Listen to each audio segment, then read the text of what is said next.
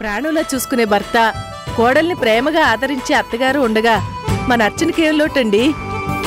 కాస్త ఆలస్యంగా జరిగినా అంతా దానికి మంచే జరుగుతోంది. అవును రాధా, మంచివాళ్ళకి ఎప్పుడు మంచే జరుగుతుంది, మంచే జరుగుతుంది. అవును, ఇంకా ఎంతకాలం ఆగాలన్నా? 6 నెలలు. ఏంటి, మనవణ్ణి ఎత్తుకోవాలని అంత ఉబలాటంగా ఉందా?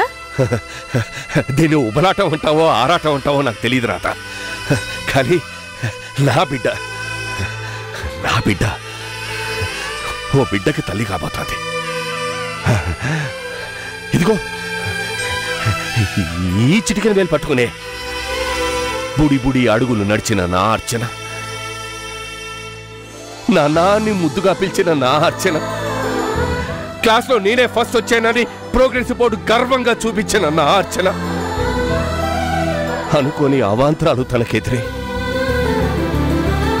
తను చేయని తప్పుకు నింద మోస్తూ నా ముందు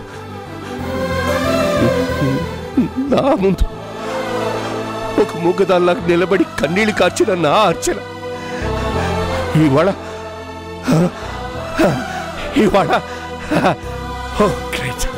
గ్రేట్ గాడ్ ఈస్ గ్రేట్. ఏమండి, ఇక మన అర్చనకి ఏ దిగులు లేదు. ఇక మీదట దాని జీవితంలో అంతా సంతోషమే. అవును రాధా, ఏ ఆడదానికైనా తల్లి కావడాన్ని మించిన సంతోషం ఇంకేముంటుంది చెప్పు. నిన్నటిదాకా అర్చన మన కళ్ళ ముందు పెరిగిన బిడ్డ ఈరోజు తను బుల్లి ప్రాణానికి జన్మనివ్వబోయే తల్లి, మాతృమూర్తి.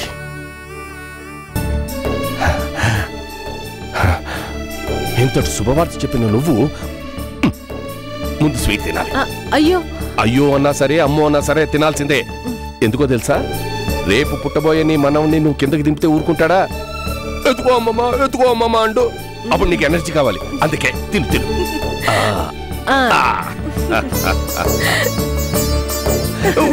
ఇంకొక స్పూన్. ప్లీజ్ మీరు తినండి.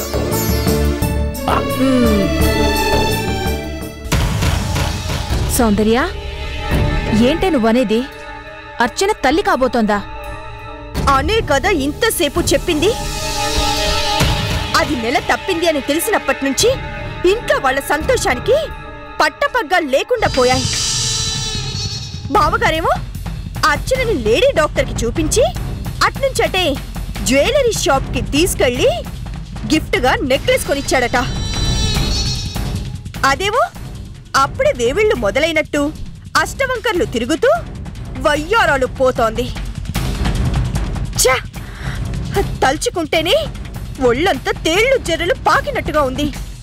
దాని సంగతి సరేనే, నువ్వేం చేస్తున్నావు? మమ్మీ, దానికి కడుపొస్తే నన్నేం చేయమంటావు? చి, నోర్ముయ్. మమ్మీ, లేకపోతే ఏంటే? అర్చన పెళ్ళయిందెప్పుడు? నీ పెళ్ళయిందెప్పుడు? నీకు కృష్ణకి పెళ్ళయ్యాకే కదా దాని పెళ్లి కూడా అయింది. పెళ్ళైన 3 నెలలకే దానికిప్పుడు 3వ నెల. దానికన్నా ముందు పెళ్లి చేసుకున్న నీకు ఏమీ లేదు. ఎందుకు? మమ్మీ, అది ఇది అని కుంటి సాకులు చెప్పకు. మీ అత్త మామలు ఒట్టి సెంటిమెంటల్ ఫూల్స్. బంధాలు, అనుబంధాలు, ప్రేమలు, పాసాలు అంటూ పాత రకం బూజు పట్టిన భావాలనే పట్టుకుని వేళ్లాడే రకాలు. అలాంటి రకాలని బుట్టలో వేసుకోవాలి అంటే ఏం చేయాలి?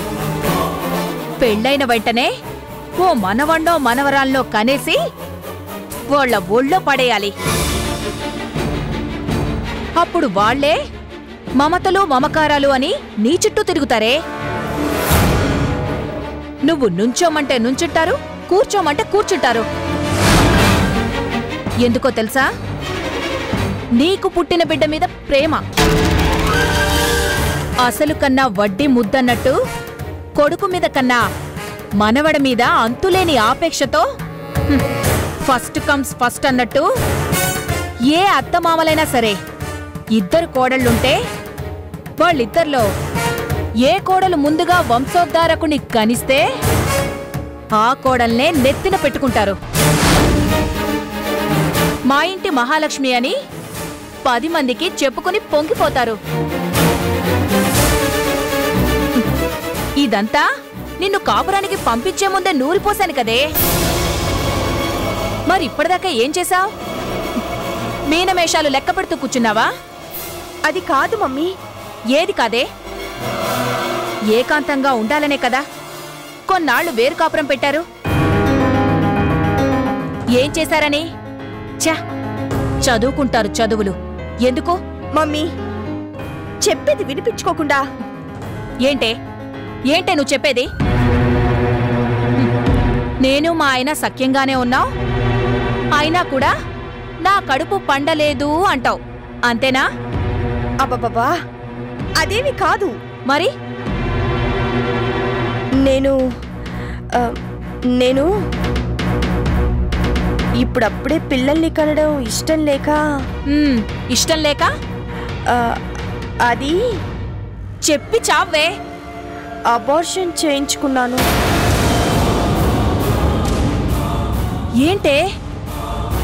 ఏంటే నువ్వనేది?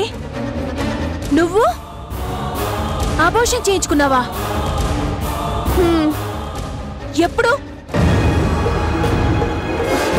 ఎప్పుడు అంటే మాట్లాడవే. ఎప్పుడంటే 4 నెలల కిందటే. 4 నెలల కిందట? అంటే మీరు వేరింటి కాపురం పెట్టకముందు అర్చనకి రాంప్రసాద్కి ఇంకా పెళ్లి కాకముందే.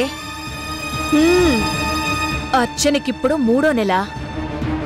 నువ్వు అబార్షన్ చేయించుకోకుండా ఉంటే ఇప్పుడు నీకు 4వ నెల. అంటే అర్చన కన్నా ముందే నీకు ఆ ఇంట్లో సీమంతం జరిగేది. అర్చన కన్నా నువ్వే ముందు పురుడు పోసుకునేదానివి. అర్చన కన్నా నువ్వే ముందు ఓ బిడ్డని కని మీ అత్తమామల చేతిలో పెట్టేదానివి. ఛీ నోర్మి! చేసిందంతా చేసి అంటూ గారాలు పోతున్నావా? గారాలు? మమ్మీ నోరు ముయ్యమన్నానా? సిగ్గు లేకుండా అబార్షన్ చేయించుకున్నానని చెప్తున్నావా? ఎవరినడిగి చేయించుకున్నావే? కన్న తల్లిని కనీసం నాతోనైనా చెప్పాలని నీకు అనిపించలేదా? చెప్తే నువ్వు తిడతావని. తిట్టక ముద్దు పెట్టుకుంటానా? బుద్ధిలేందానా?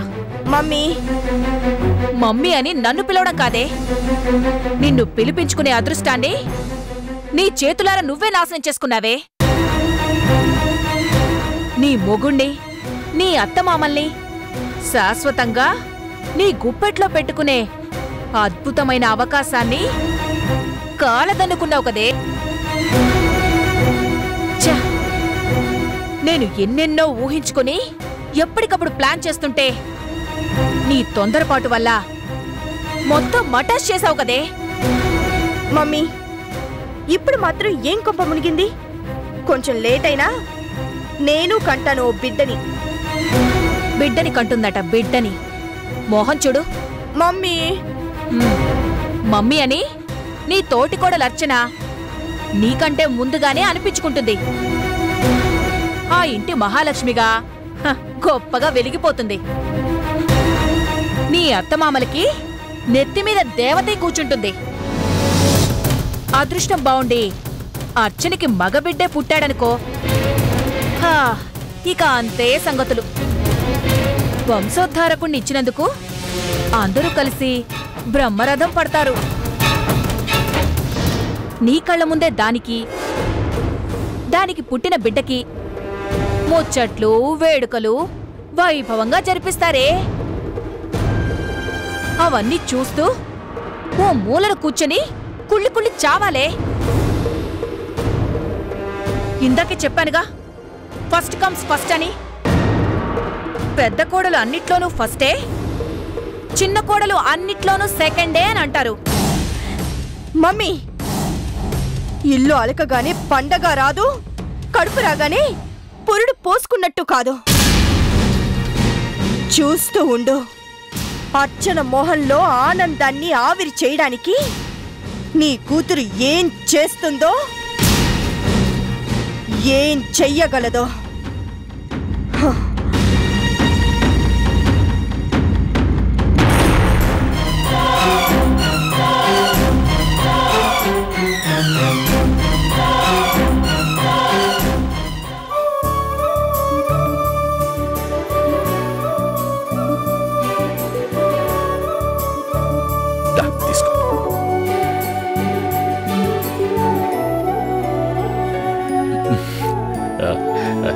సార్, అందరికీ లడ్లు పంచుతున్నారు.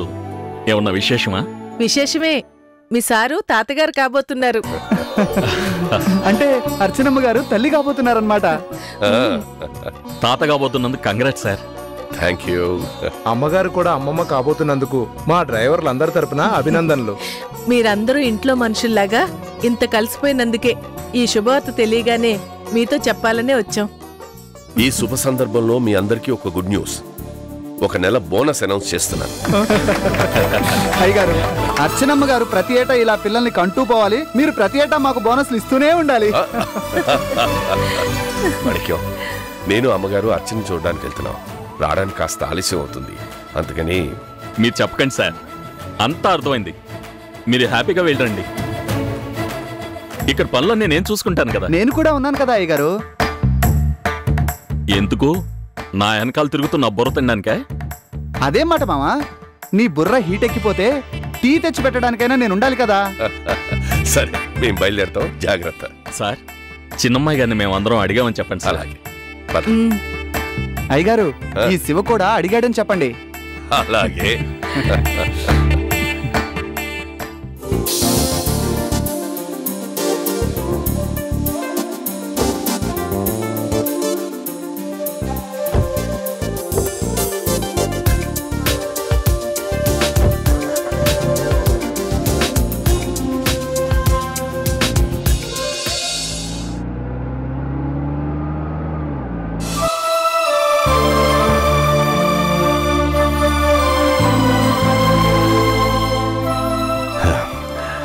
రాధా, తల్లి కాబోతున్న అర్చన చూడడానికి వెళ్తున్నాం కదా, నాకెంత సంతోషంగా ఉందో తెలుసా?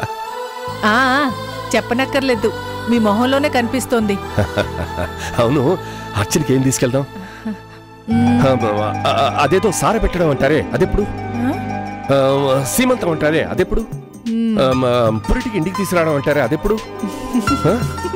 ఎప్పుడు? ఎందుకు నవ్వుతున్నావు? నవ్వుకి ఇంకేం చేయమంటారు? అర్చనకి ఇప్పుడు 3వ నెలే. 3 నెలలా? ఇవన్నీ 6 నెలల తర్వాత చేసేవి. ఇంకా 6 నెలల తర్వాత? రాధా, మనలో మనమాట షార్ట్ కట్ ఏమీ లేదా? అబ్బో, ఏంటి అబ్బో? నీకేం తెలుసు? అర్చన ఈ స్టేజ్లన్నీ దాటి ఎప్పుడు పండంటి బిడ్డను ఎత్తుకుంటుందా అని నేను ఎంత ఇదైపోతున్నానో తెలుసా? గొప్పేలేండి. మీ కూతురు ఒక్కతే కాదు, లోకంలో అందరు ఆడపిల్లలు ఈ స్టేజ్లన్నీ దాటాకే అమ్మలు అయ్యేది. ఇదిగో, వాళ్ళందరి సంగతి నాకు అనవసరం. మన అర్చన ఆరోగ్యంగా ఉండాలి, క్షేమంగా పురుడు పోసుకోవాలి. నాన్నగారు, ఇదిగోండి మీ మనవడని నాకు గర్వంగా చూపించాలి. అబ్బా, కూతురంటే మీకెంత ప్రేమండి? తెలుసు కదా. మరి చెప్పేమిటి, అర్చనకి ఏం తీసుకెళ్లాలని? ఓ పట్టు చీర, పూలు, పళ్ళు. ఇంతేనా? ప్రస్తుతానికి అంతేనండి. నన్ను తాతం చేయబోతున్న నా కూతురికి గిఫ్ట్ గా ఏమైనా బంగారపు నగలు తీసుకెళ్దాం. బంగారు నగలే? మరి బంగినిపల్లి మామిడి పండు లాంటి మనవడిని ఇవ్వబోతోంది నా కూతురు.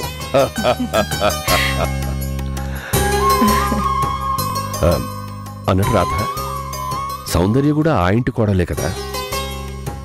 అయితే ఏం లేదు, మనం అర్చనకు మాత్రమే ఇవన్నీ తీసుకెళ్తే పాపం సౌందర్య ఫీల్ అవుతుందేమో. అయితే అవనివ్వండి, మనకేంటి? అది కాదు, సౌందర్య కూడా మన అర్చన ఈడే కదా, పైగా అదే ఇంట్లో ఉంటుంది. అందుకని అదే తనకు కూడా ఒక చీర తీసుకెళ్తే మన మొహాన్నేసి కొడుతుంది. అలా ఏం జరగదు రాధా. ఎందుకు జరగదండి? ఆ పిల్ల గురించి తెలుసు కూడా మీకెందుకు ఈ యావా? అది కాదు, ఎంతైనా ఎంతైనా సౌందర్య కూడా మన బిడ్డ లాంటిదే కదా అని. ఏంటి? అదే తనకి పెళ్ళైన తర్వాత మనం ఏమి ఇవ్వలేదు కదా, అందుకని ఓ చీర తీసుకెళ్ళి ఇచ్చామనుకో బాగుంటుందన్నది నా అభిప్రాయం. మీకెన్నిసార్లు తల బొప్పి కట్టినా మీరు మారనే మారరు. కానివ్వండి, మీ ఇష్టం.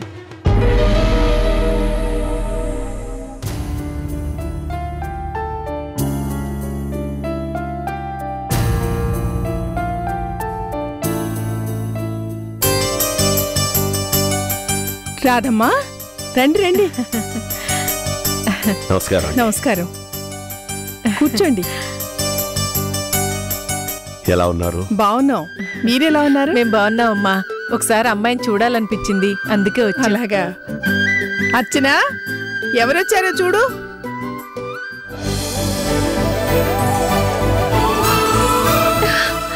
నాన్నా, అమ్మా. అమ్మా అర్చన, నీ ఒంట్లో ఎలా ఉంది? బానే ఉందమ్మా. రాధా, ఇవన్నీ అమ్మాయికి చూసావా అర్చన, మీ నాన్నగారికి శుభవార్త తెలిసిన దగ్గర నుంచి 2 కాళ్ళు నేల మీద నిలబట్టలేదనుకో. ఓహో, అక్కడికి నీకు మాత్రం నిలబడ్డాయి కాళ్ళు. అమ్మాయిని చూద్దాం అని ముందు బయలుదేరేది నువ్వే కదా.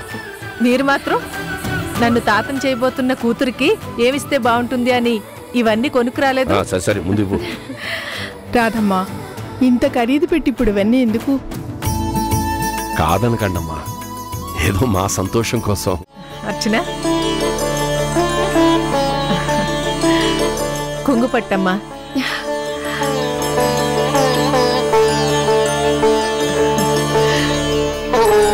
సుఖంగా పురుడు పోసుకోవాలి, పండంటి మనవణ్ణివ్వాలి. వాణ్ణి నేను భుజాల మీద ఎత్తుకుని ఊరేగించాలి. అయ్యో, జాగ్రత్త, చెప్పవేంటి? అర్చన, ఇలాంటప్పుడు ఎంతో జాగ్రత్తగా ఉండాలమ్మా, నెమ్మదిగా ఉండాలి. అది అలా చెప్పండి, లేకపోతే ప్రతి పని నేనే చేస్తానంటుంది. అత్తయ్య చూసారా, ఏమన్నా అంటే ఇది వరుస. అబ్బా, ఇప్పటి నుంచి ఊరికే కూర్చోమంటే నా వల్ల కాదు. ఊరికే కూర్చోమని ఎవరు చెప్తారమ్మా? కాకపోతే ఏ పని చేసినా నెమ్మదిగా చెయ్యి అంటున్నాను. ఇదిగో, నా మనవుడి నుంచి ఏమైనా కంప్లైంట్ వచ్చిందనుకో, అస్సలు ఊరుకునేది లేదు. రాధమ్మా, ఈ శుభవార్త తెలిసినప్పటి నుండి అందరూ సంతోషంతో ఎంత పొంగిపోతున్నామో తెలుసా? 20 ఏళ్ల తర్వాత మళ్ళీ మన మధ్యకు ఓ పసికందు రాబోతున్నాడు. అవును అన్నపూర్ణ గారు, తలుచుకుంటేనే మనసు పులకరించిపోతోంది. అర్చన, లోపలికెళ్ళి పట్టుచీర కట్టుకుని నగలు పెట్టుకుని రామ్మా. ఇప్పుడా? వెళ్ళర్చనా, మీ అమ్మా నాన్న ఎంతో ప్రేమతో తెచ్చారు. నువ్వు అలంకరించుకుంటే కళ్ళారా చూసి సంతోషిస్తారు.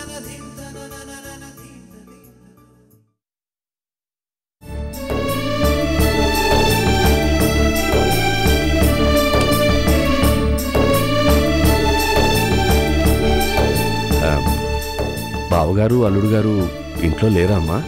వాళ్ళ సంగతి మీకు తెలుసు కదా, రోజు కరెక్ట్గా 10 గంటలకల్లా ఆఫీస్కి వెళ్ళిపోతారు. అర్చన మీ ఇంటి కోడలవడం తన అదృష్టం, మా అదృష్టం కాదు, మా అదృష్టం. అర్చన వచ్చాకే మళ్ళీ ఈ ఇంటికి కొత్త వెలుగొచ్చింది. మా పెద్దాడి కళ్ళల్లో కూడా పట్టరాని సంతోషం కనిపిస్తోంది.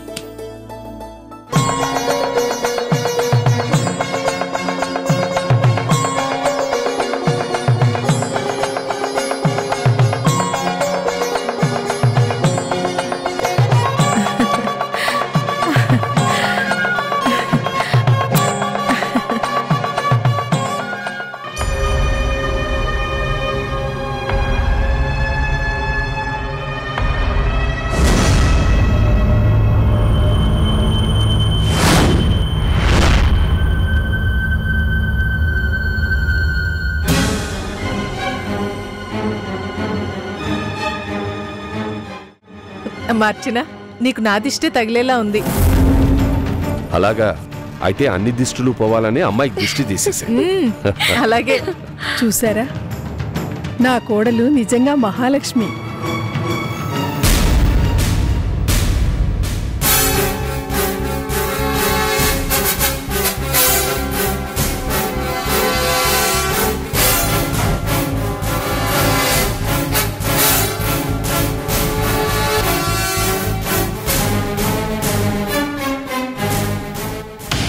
అత్తయ్య, నేను పని మీద బయటికి వెళ్తున్నాను.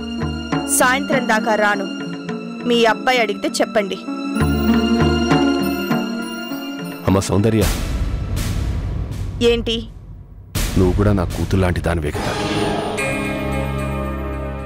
అందుకే నీకు కూడా ఓ పట్టు చీర తీసుకొచ్చానమ్మా. పట్టు చీరే? అవునమ్మా.